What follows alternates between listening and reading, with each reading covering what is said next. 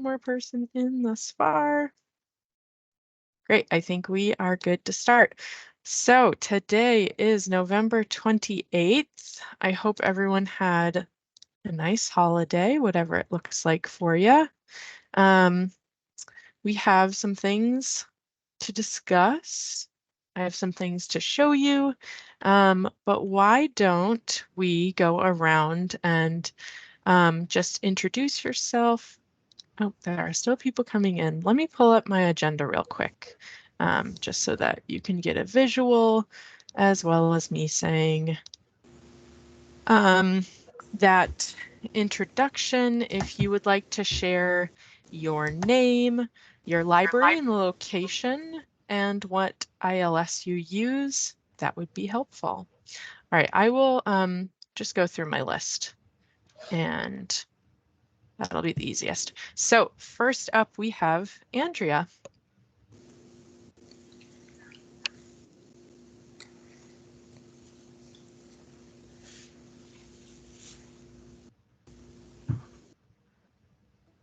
We're not hearing you. I don't know if that's technical difficulty. Oh, I think I'm hearing you now.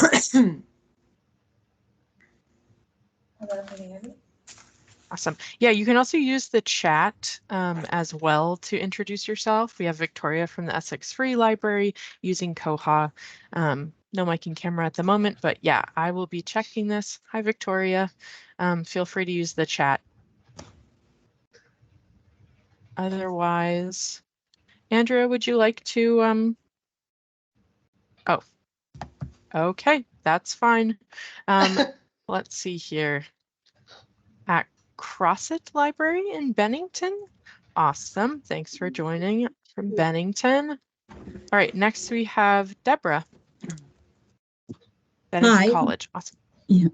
Hi, I'm Deb Allers from Norwich University in the central Vermont area. And we use WMS here, but we, unlike some other college libraries, we do catalog and use the Dewey system here at Norwich. So good morning. Awesome. Yeah, good morning. Thanks for joining. All right, next on our list, we have Janet. Hi, I'm Janet from the Rutland Free Library, and we use Koha. We're part of the Catamount Library Network. Awesome.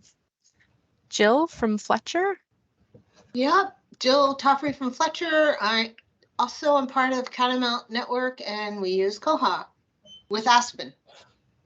Nice. And we have another Jill.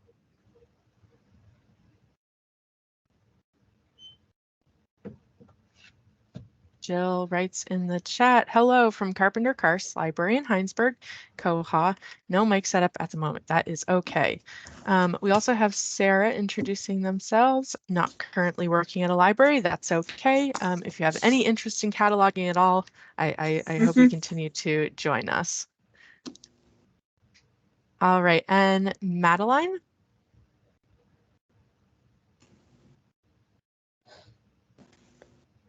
Oh, we're not hearing you. At least I'm not.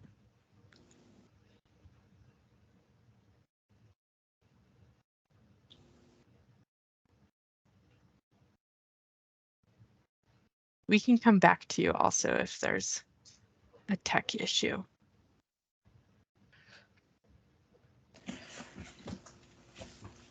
Let's try that. Michelle from FML. Also at Fletcher Memorial. Don't have a mic. That's fine. Hey, Michelle. Okay, and we heard from Sarah. Sarah Webb, if you would like to introduce yourself.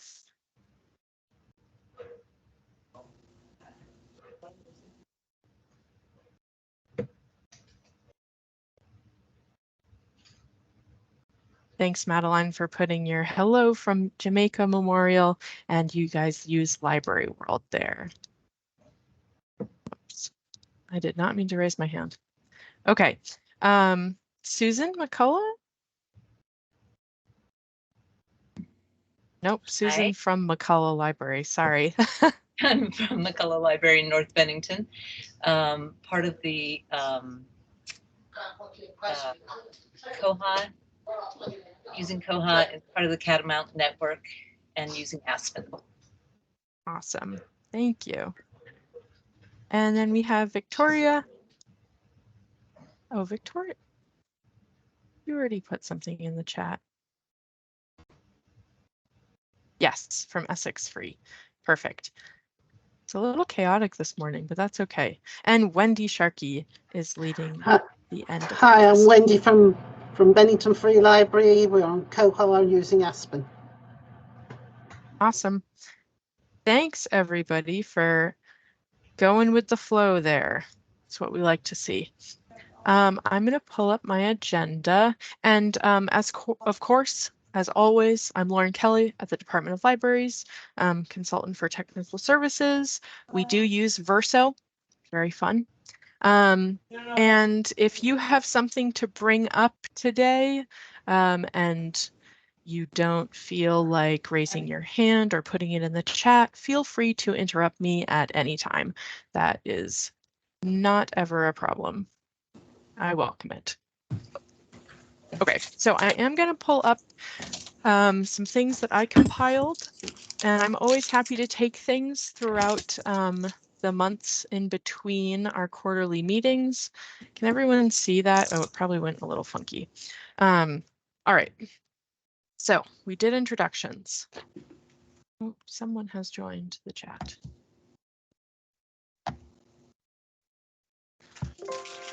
Okay, can everyone see that agenda okay?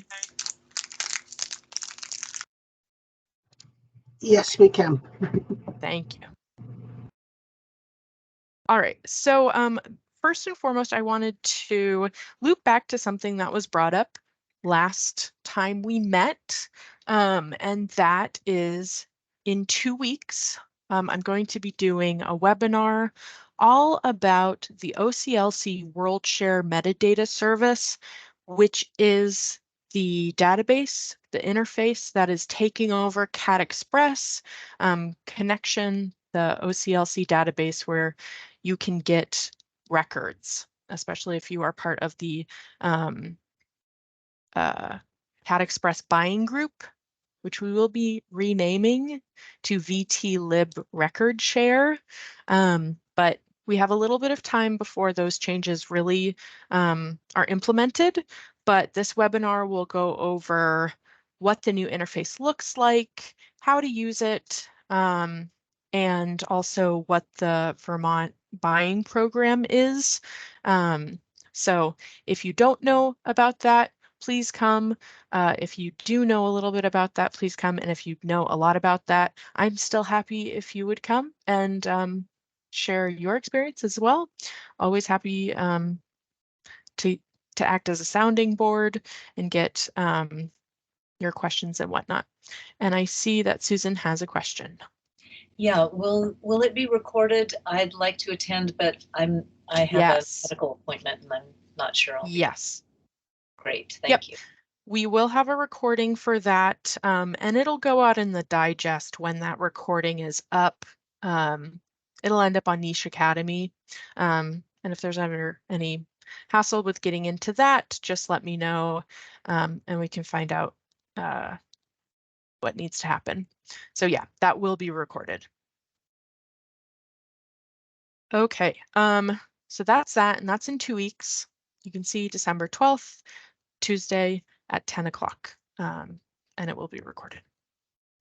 I did put the link here where you can actually request your WorldShare credentials, because while it is going to work similarly to Cat Express and Connection, I think OCLC does need to make sure that you have proper credentials for this kind of new database.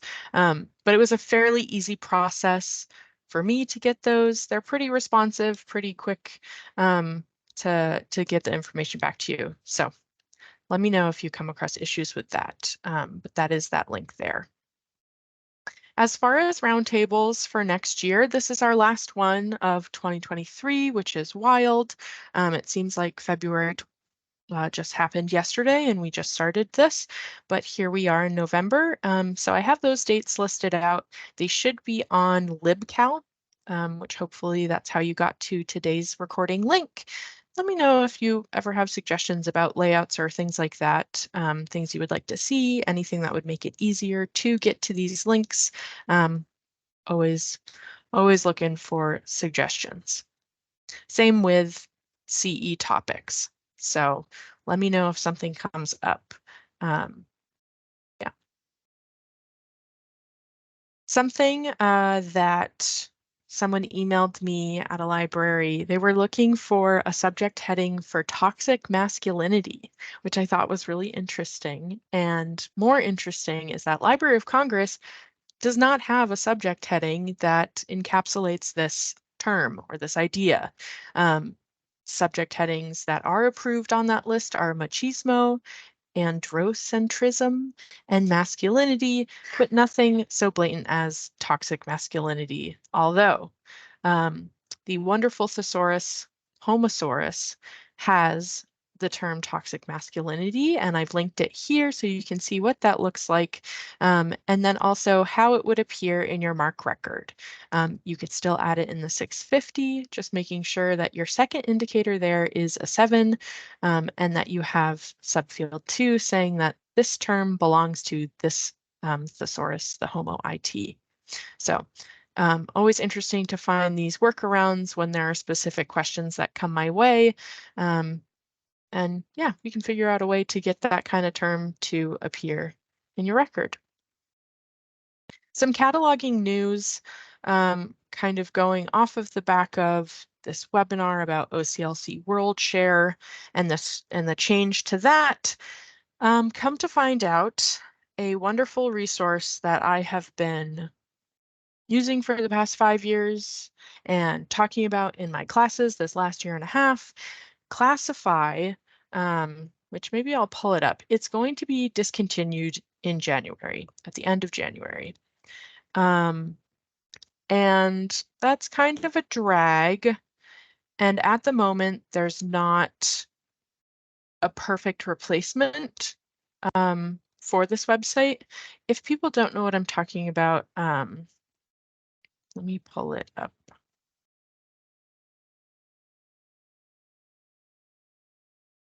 It's this site here. It's a really good resource that pains me to even tell you about this now, but it pulls up Dewey classification from all different libraries and FAST subject headings. Let's see here. Yes, I do have a book close to me. The easiest way is to just use the ISBN, and it's been doing this, but it will usually let you in.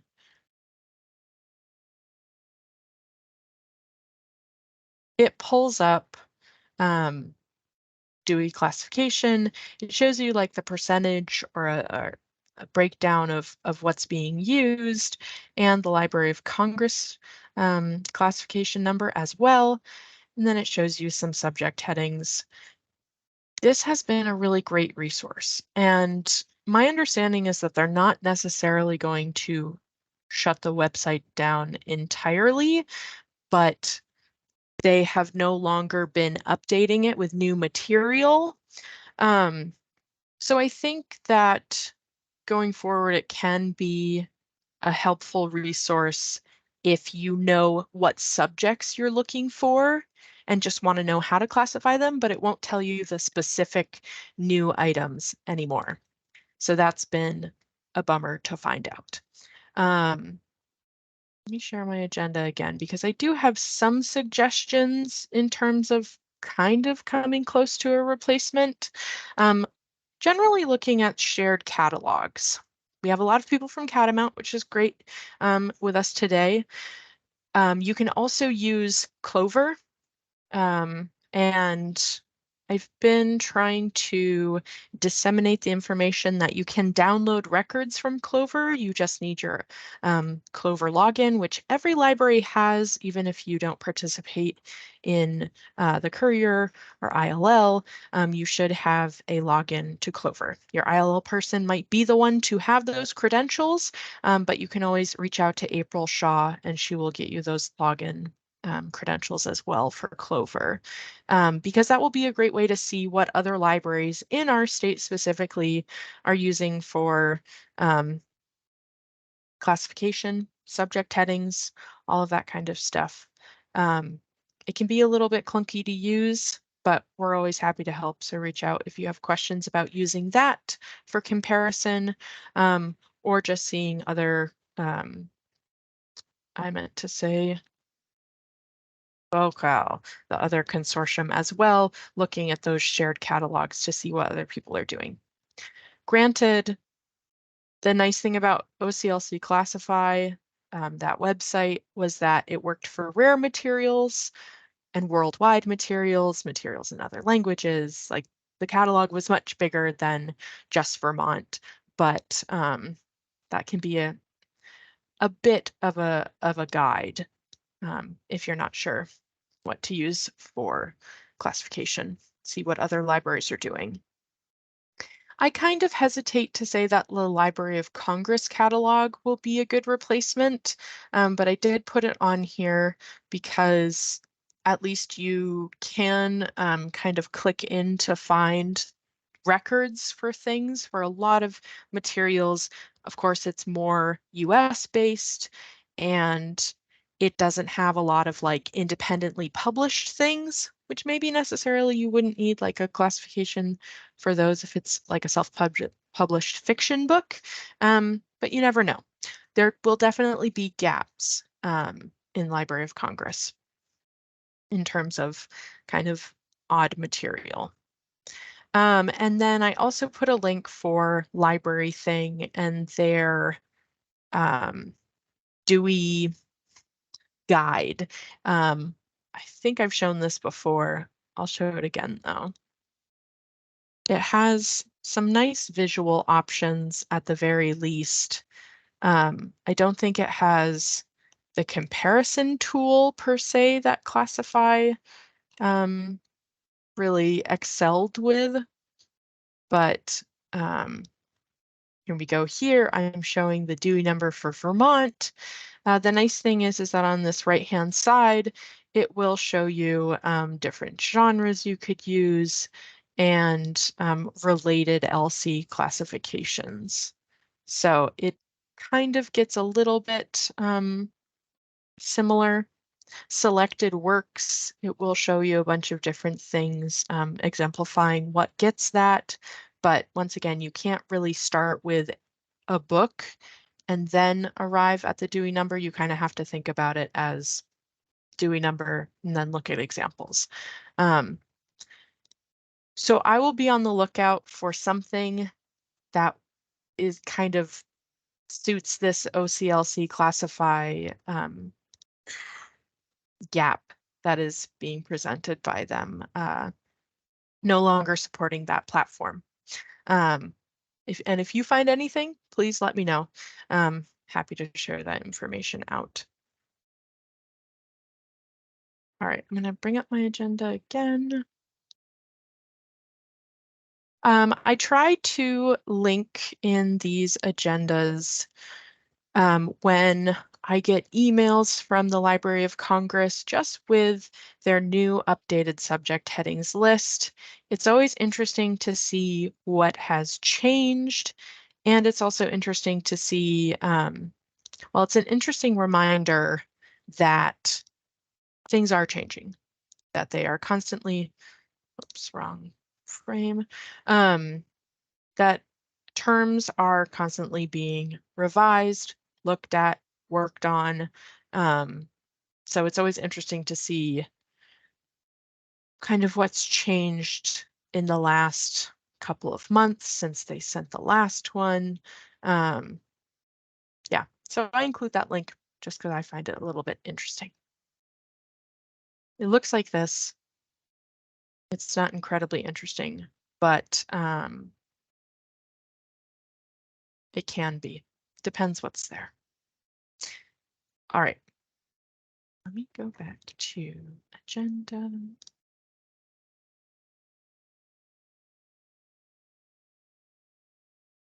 All right, the next thing that I had listed out I had come across this cataloging code of ethics from the Cataloging Ethics Steering Committee, which was just put out, I think in 2021. I know I have it pulled up, so I'll go to it in a minute.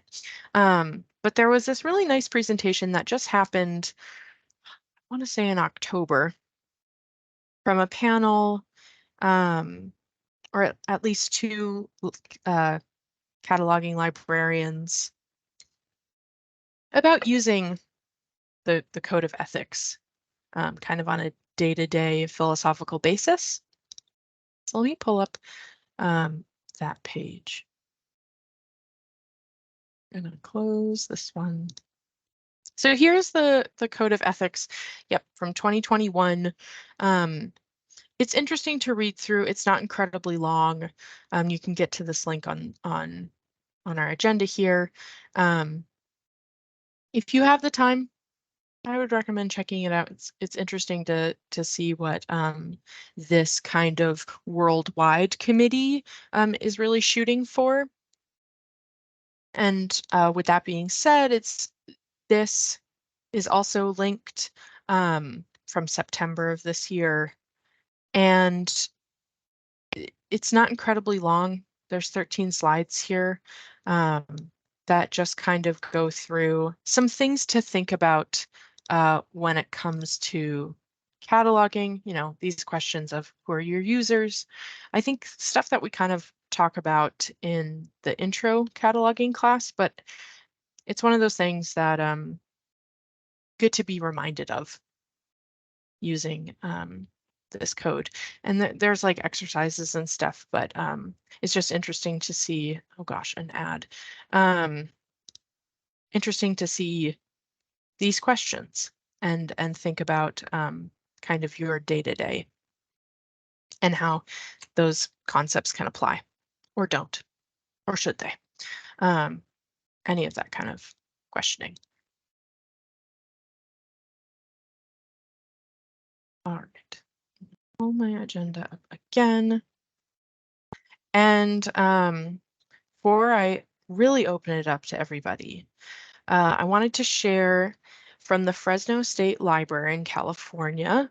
They have this Special Collections Research Center, and their current exhibit that is there is this worldwide kind of bringing together different cataloging perspectives, and they called it Words Matter, an Unseen Labor exhibit on cataloging. And they put together this wonderful website that I'm going to pull up that shows what this exhibit is, what it looks like. So this is from Fresno State. Their current exhibit, Words Matter, the Inclusive Cataloging Movement Takes Flight, and Unseen Labor. They're both about cataloging, and this video is just a slide deck. They also linked the actual presentation, but it's interesting. It gives some examples of like basically the power of naming things, the power to name, and it brings up just interesting examples that are relevant to our work. It talks about Library of Congress changing its subject headings, and of course it mentions the Change the Subject documentary, which is a very interesting 45-minute watch.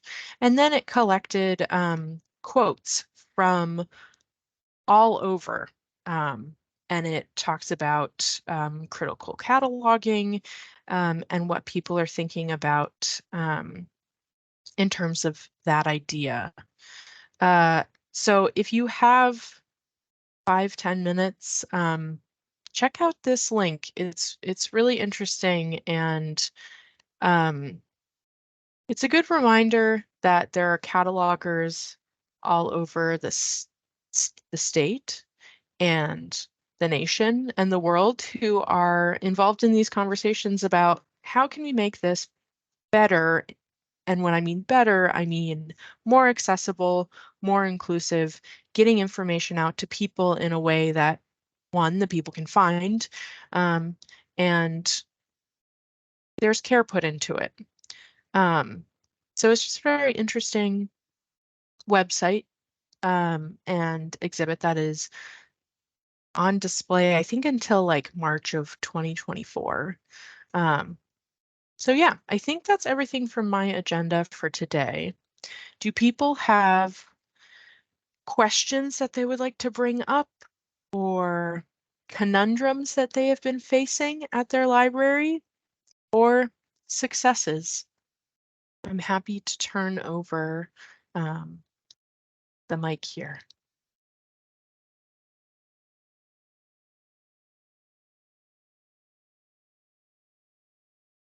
And as always, as things come up, please send me an email. Yeah, Madeline. I think your mic is still not there. I know, I'm sorry. And it's a pain to tell you to type it out, but feel free to type it out. I can read it aloud.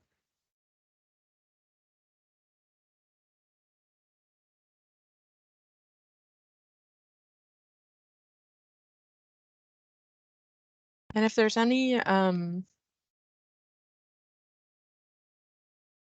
feel free to send me things ahead of time or after, and I'll put it on the next agenda as well.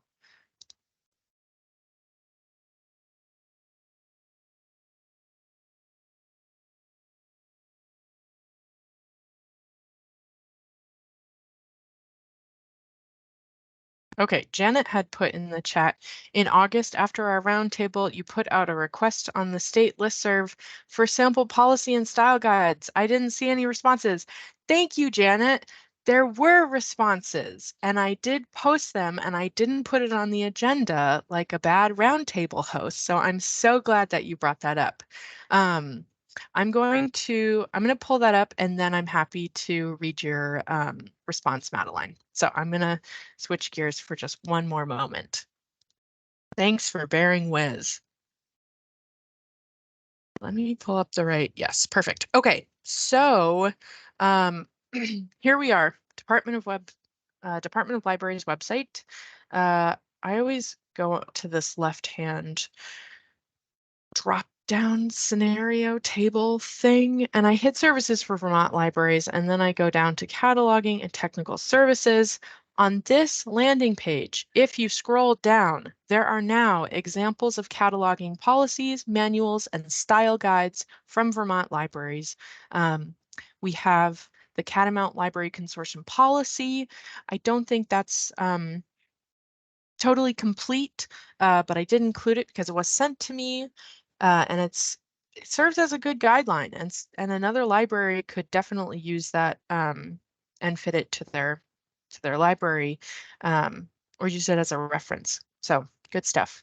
There is a Library World manual that was sent to me, and also a Verso manual. So there are now these 3 examples up on the page. And if you read here, many thanks to those that were sent, but we're still taking submissions all the time. This will be ongoing. If you have a manual, a policy, a style guide that you like, please send it to me. We'll put it up on the website. You can be credited or you cannot be credited. I had a library asking me to anonymize their policy or style guide, and I was happy to do that. Not a problem. I'm also happy to look over things and give you feedback if you think maybe this could use another set of eyes. I'm happy to look over that. So yeah, that there's some follow-up. We do have some examples there. Yeah, happy to get more or look over people's. Thank you for bringing that up, Janet. All right, so Madeline has put in the chat wonderfully. Thank you for dealing with the technical difficulty. So we are using Library World, and I'm new to the library. having come from South Carolina and Evergreen, thank you for coming here. Welcome. The things that are cataloged as call number and call cutter, even when they are entered separately, are saved together. Is that usual?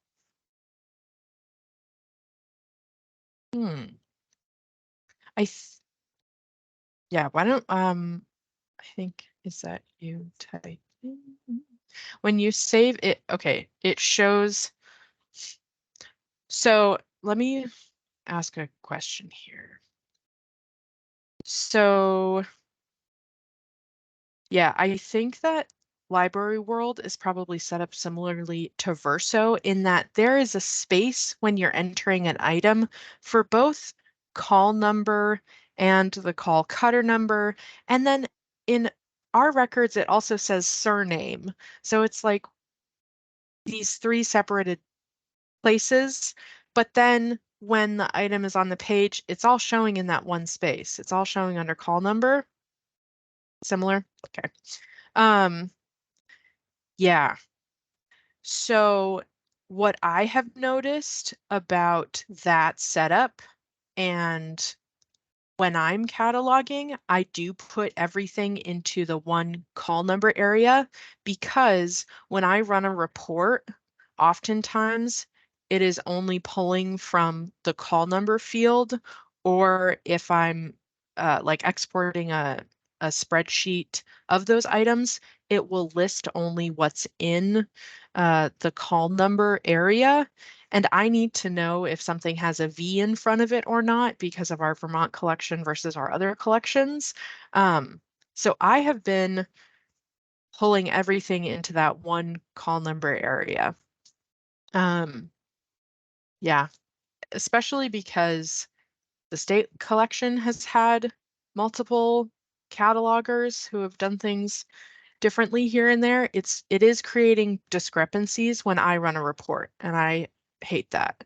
So I have been putting everything just in the call number box versus the call cutter or the surname, those other options. I think locally it makes best sense to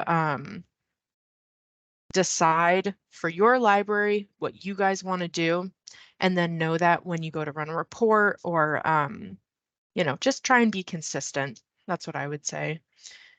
Yeah, I didn't know if it made a difference in reports. I have found that it does, or if my previous non-IMLS librarian did it incorrectly. Thanks. Yeah. Yeah, I think it does create discrepancies. Yeah, but that's been my experience. Yeah, thanks for asking that.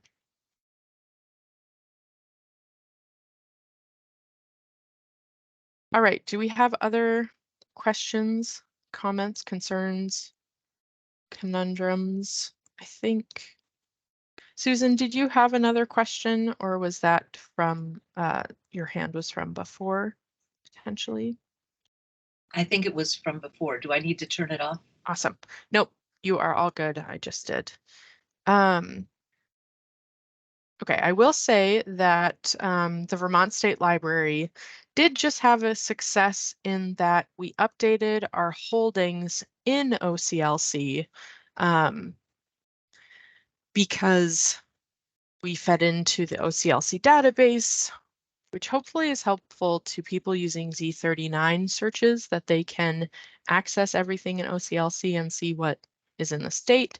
But it also helped with out-of-state ILL. But now we've cleaned up our catalog. We had to get rid of like 40,000 items that we no longer had, and yet other libraries in the country could request from us. So that has been a great success. And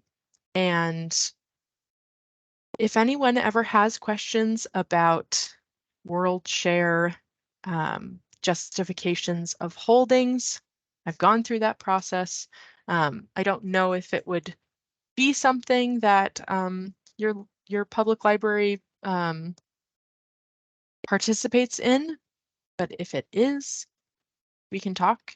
Yeah. So that was a success for us. All right, I think I've gone through everything on my agenda. And I think I haven't missed anything in the chat so far. The chat does not get recorded. So I will probably put Madeline's question into our agendas just so that we have a kind of a record of it being addressed. Also, Janet bringing up the sample policy and style guides. I'll put that in the agenda as well. And I think other than that, yeah. Deb asks, can you describe a little bit more about world share justification? All right, so backing up a tiny bit, because world share is kind of overtaking CAT Express and connection, I have kind of adopted referring to everything in that realm as world share now, but basically the state collection was held in connection in WorldCat, so that, you know, all users could see our materials there. But it had not been updated, especially since our move 5 years ago to our place in Barrie, and they had to get rid of a lot due to space and also retention things. Just we had materials that didn't quite fit our statute directives. So we had to reach out to OCLC and basically compare what was in our Verso collection and what was in CAT Express or Connection WorldCat, aka WorldShare. Too many names for this one thing, but it will be being called WorldShare kind of from now-ish, definitely in April. So it was a fairly easy process, but we had to make sure that our Verso catalog was accurate. And I'm still cataloging things that are up in our stacks that are not in our Verso. So it will be a process to continually make sure that our world share foldings are now correct. But it just makes it easier so that our library reflects what we actually have and not what we don't have anymore, especially for out-of-state ILL. We were getting requests, I don't know the figures, but we were getting requests from out of state for things that we just haven't had for like 5 years at this point. So yeah, that was it. And someone at OCLC kind of becomes your liaison to just make sure that all of your MARC records get transferred successfully. They are the ones who are in charge of that like duplication process and making sure that there aren't duplicates. Yeah, it was a little daunting at first, but they were helpful and it got done. So I don't know if that was a helpful description, but basically our catalog lives in more than one place. And I don't know if that's the case for other libraries in the state, potentially the colleges. I don't know the specifics, but for us, it worked out well. And if you have questions like, oh, should my library be doing this? Let's talk and find out if it makes sense. And we can go through that process if you would like.